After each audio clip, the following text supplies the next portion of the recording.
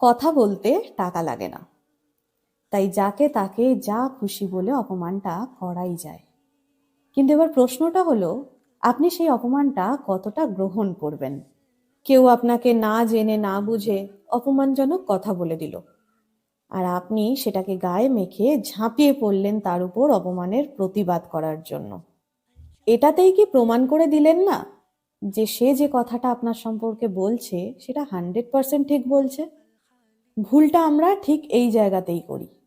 যে যা বলছে তাকে সেটা বলতে দিন। বিরক্ত লাগলে তাকে ফিল করান যে সে যেটা বলছে সেটা তার প্রবলেম, আপনার না। সে আপনার ভালোটা নিতে পারছে না, সেই জন্যেই সে আপনাকে অপমানজনক কথা বলছে। মনে রাখবেন, রাস্তায় বেরোলে কুকুর আপনাকে কামড়াতেই পারে, কিন্তু আপনি তো মানুষ, কুকুরকে কামড়ানোর ক্ষমতা আপনার নেই। ঠিক তেমনি সব কথার উত্তর দিতে নেই, দেবেন না। নিজের উপর বিশ্বাসের দেওয়ালটা এতটাই মজবুত করুন সেখানে যেন কোনো ফাটল না আসে। দেখবেন লোকের ছুড়ে দেওয়া অপমান আর আপনার গায়ে লাগছে না।